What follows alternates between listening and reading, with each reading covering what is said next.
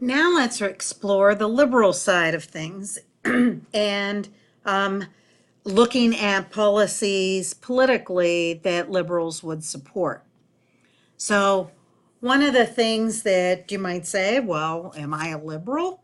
Well, here's some of the things that liberals are more inclined to agree with.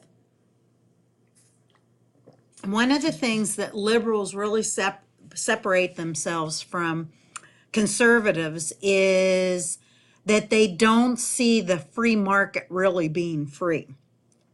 In other words, they're opposed to the status quo.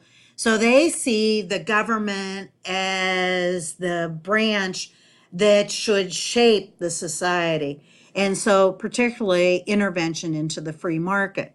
And so, a lot of this kind of relates back to when you get to our section on Marx, when he really looked at the economy and what was important and what wasn't. And he thought if you didn't have strict rules in capitalism, at one point it would become skewed, and those that were the owners of production or the corporations literally would drive down the cost of labor in order for them to make money. So that's why liberals a lot of times want rules and regulations that make the system fair. Liberals tend to endorse egalitarianism, believing that the current free market system disadvantages certain groups within society.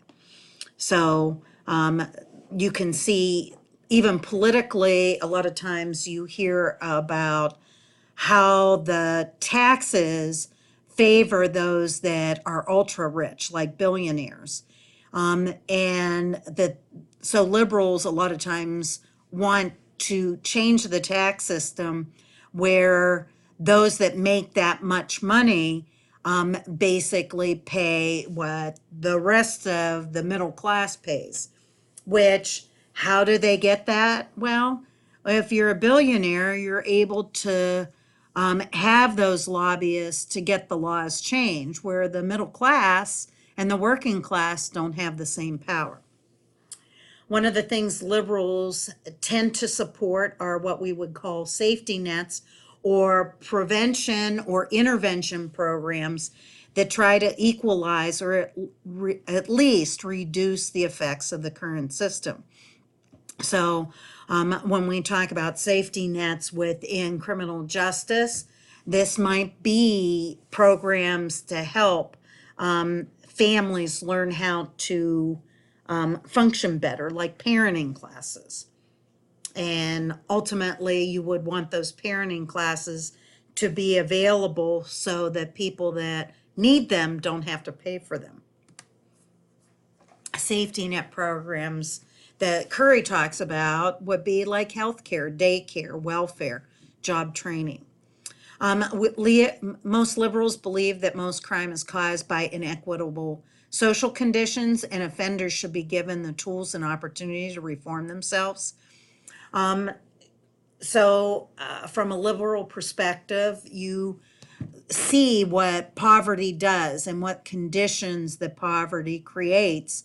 And so a liberal would approach trying to stop crime in, let's say, a very poor, violent neighborhood by providing resources like better schooling, better housing, programs to teach job training, whatnot. It's interesting when I read this, when you get to Crim 640, we will be talking about what is called justice reinvestment. And many conservatives and liberals are on the same page when it comes to dealing with crime and social conditions and what we should be doing. Reforms favor a more social welfare approach to reduce the effects of causes of crime, such as looking at poverty, poor schooling, violent neighborhoods, and in trying to improve those. Elliott Curry takes his liberal stance by focusing on the current free labor market and then how that free market tends to bleed down and affects crime.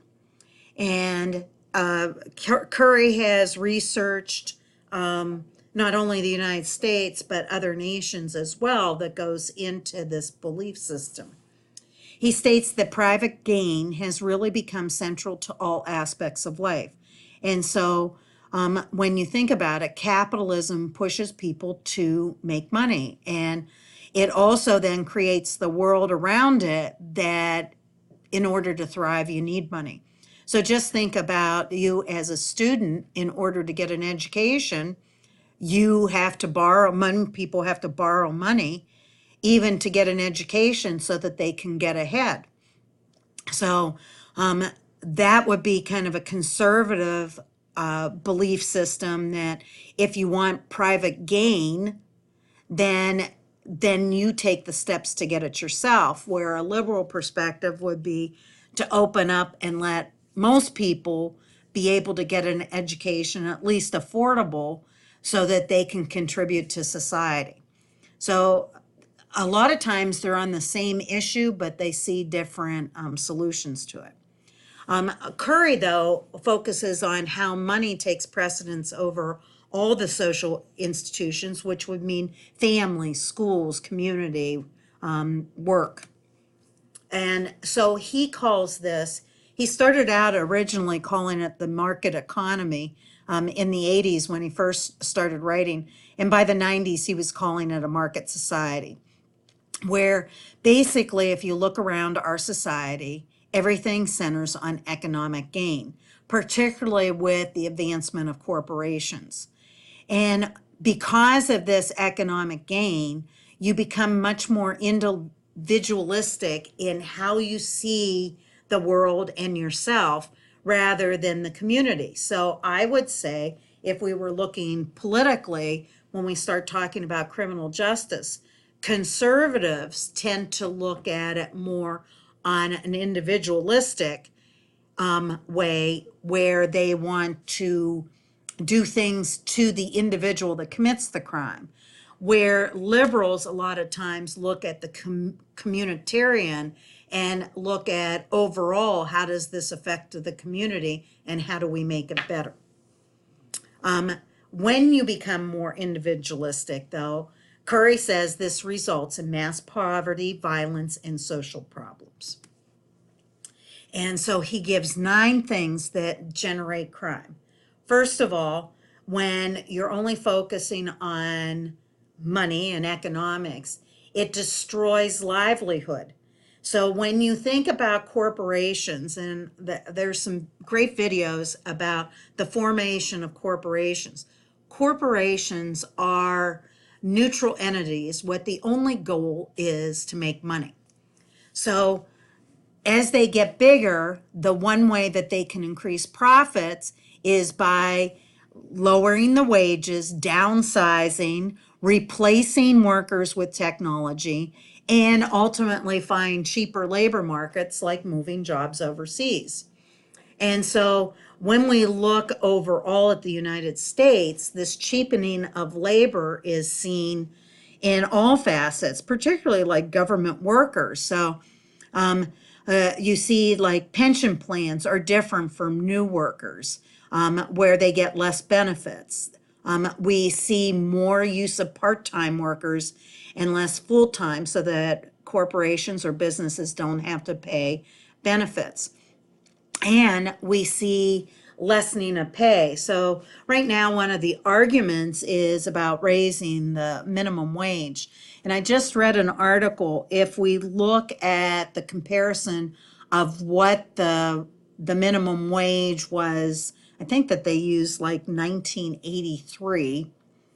And then we added, based on what it was then, what it should be today was like $21. But we hear arguments about $15. Oh, it will bankrupt businesses. It'll bankrupt corporations. Well, will it really, unless that the bottom line is based on profit, and how much profit do you want? If you have better workers that are paid more, you might need less workers because the workers you have will work harder. We see also more service-oriented positions.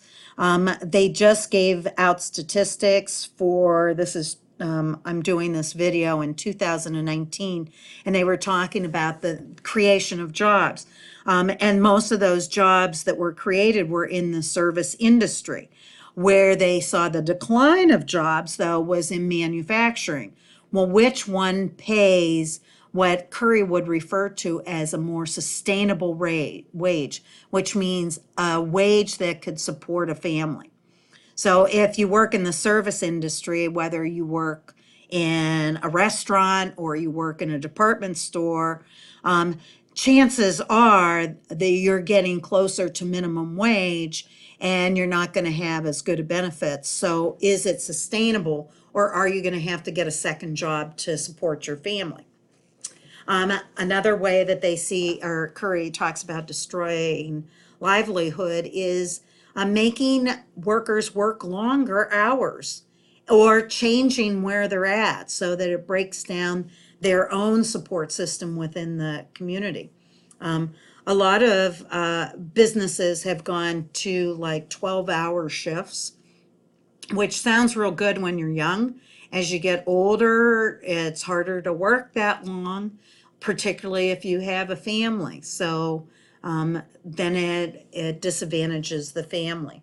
And he refers to this as social exclusion, results in resentment, alienation, and a broad culture of failure, because not everybody then can economically survive.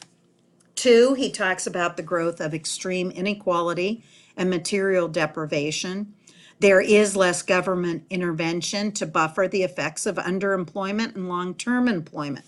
So if we look, it seems like it's been for quite a while that the way to be a good politician is talk about cutting taxes. But in reality, think about the household. If you cut the income constantly, then you can't afford the basic pleasures that you would want, like lights, heat, maybe food.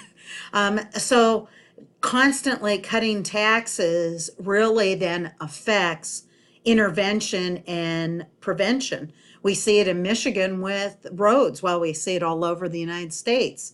You know, you cut taxes, you don't have as much money to put back into the infrastructure of your society. Another thing that he saw, three, was the withdrawal of public services and support. Public programs become discouraged. So if you need assistance or you need help, it's hard to find, because one of the things that comes out of this is this individual belief, you know, you're on your own, so take care of yourself. And I laugh, go to the Secretary of State's office because they've cut back on employees. And how long are you going to wait for that service? And most people spend at least an hour before they get to talk to somebody. Four, erosion of social networks, mutual support, supervision, and care. And this is really important, and I see this reflected in my own life. One of the things that people do in order to make up for what the economy is requiring of you, these work demands really affect hours and mobility. So I moved to get a better job, but one of the things that then that did is I'm the only one from my family on both my husband's side and my side that lives in Michigan. So you don't have that family support when an emergency arises. And ultimately, family and your community and those ties help you to really move forward. And so Curry spends a lot of time looking about how, in order to meet the demands of work, and that could be both in hours and mobility, it really then affects family. It undermines families, both the immediate and the extended. If mom and dad are both working, that then means they have to find somebody else to watch their child, or they lack supervision of their child. And one of the things that family and community, when they're all together, do is they teach values, they provide support, they teach mutual obligation, and these all affect the market society's influence, and they serve as buffers. It also then tends to affect the support for what is in the community, such as recreation programs, churches, health clinics, availability of retail businesses in lower class neighborhoods, because everything is based on money.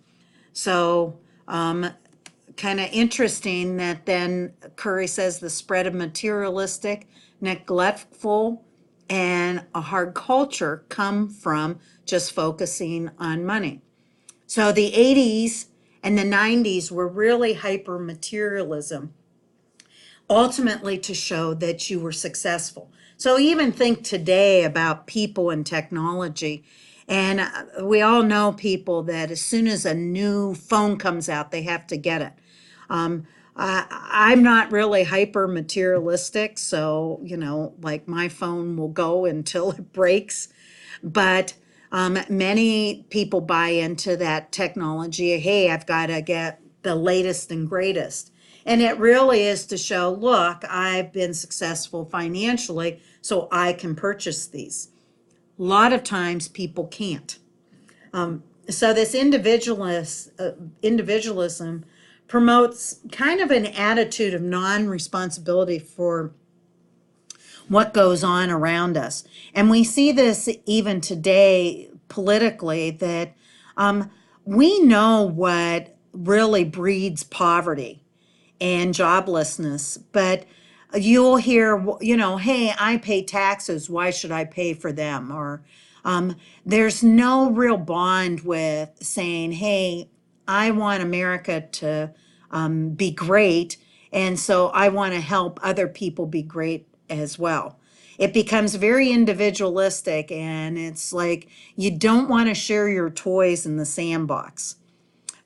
We see displacement of long-term employees, and this happens a lot of times with buyouts, where you're trying to get rid of your more expensive employees, you buy them out, even though that they might be critical to your organization, or you eliminate their position. We see we resist improvements in unsafe work conditions.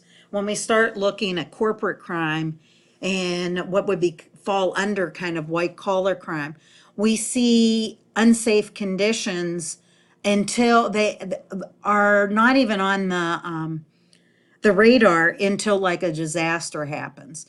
And so, I mean, I can think right off the top, like there was a fire in a chicken place where they were raising chickens, and basically they didn't think that the people were working hard enough, so they basically locked them in. So when the fire broke out, they couldn't get out any of the exits because they were all chained closed. And we see this today is the continual shrinkage of benefits. This includes both health benefits and retirement. 6, the unregulated market of technology of violence. Now, I think Curry's really talking about guns and the production of guns. So, the gun debate keeps going on, but if you focus on individualism, then you're going to raise like, wait, it's my Second Amendment, or it's free enterprise. I can buy or I can make whatever I want.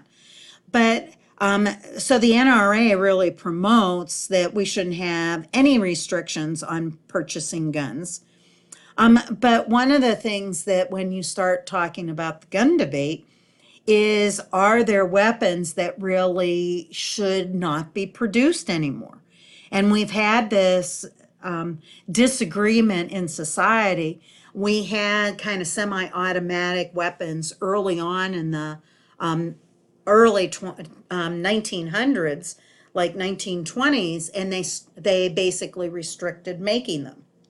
And so if you restrict making them, people might have them, but at least they're not continually coming into society. Whereas the NRA has promoted these, and you have semi-automatic assault weapons still being in production. And even though that these might be the weapons that are going to be chosen for mass shootings.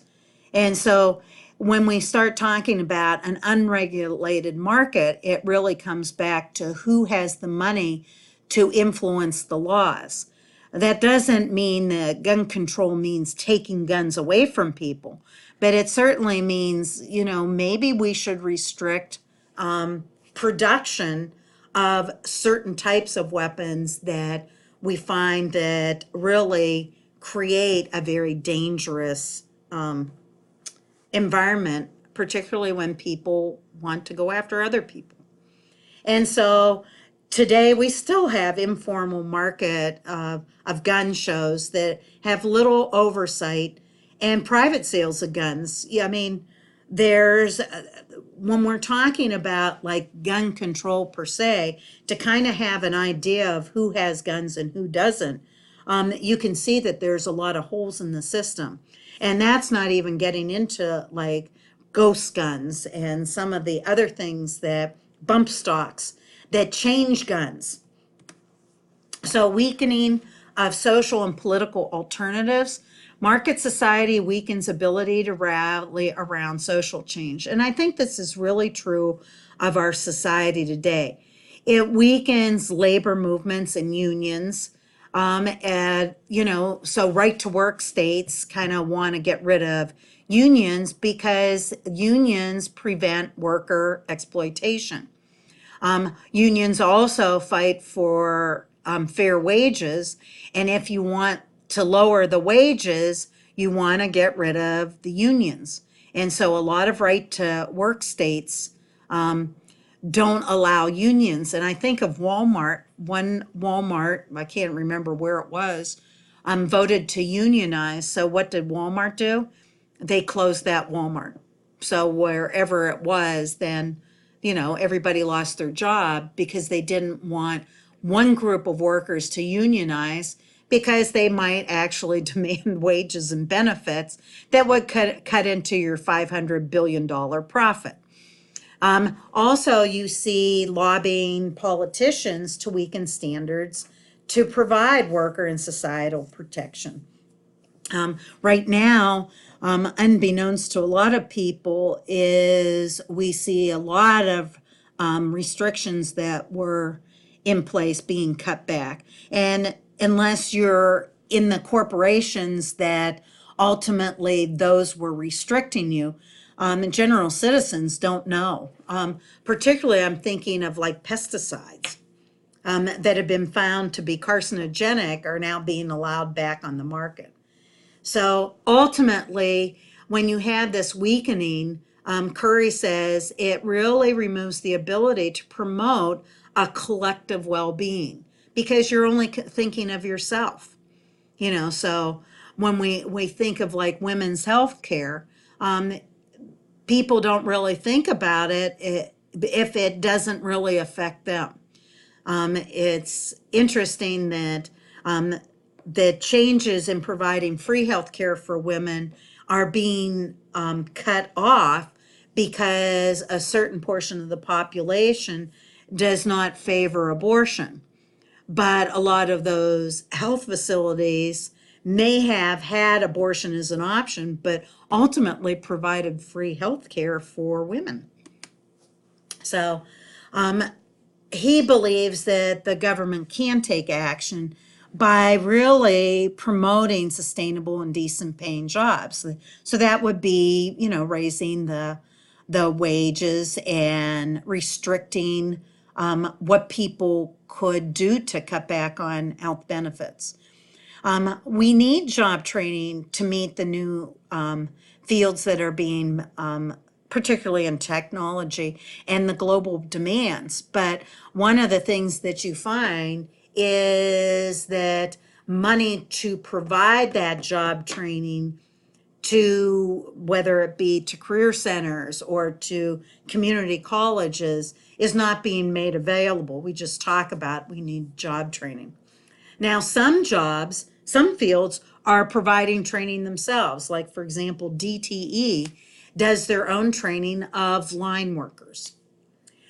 One of the things is talking about childcare. The childcare should be provided free and should be part of the, will extend like the education system to make it like pre-K.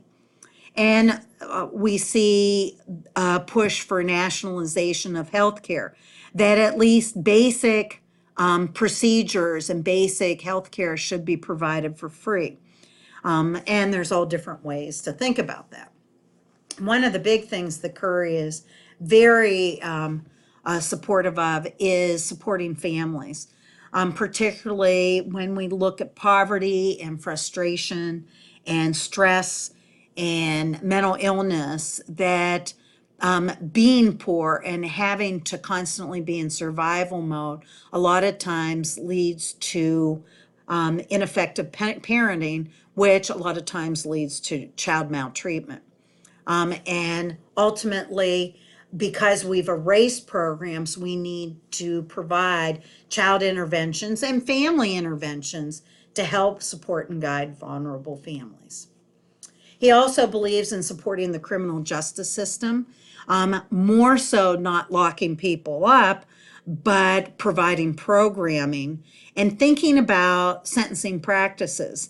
Now, when he wrote his books, he concentrated a lot on the determinate sentencing.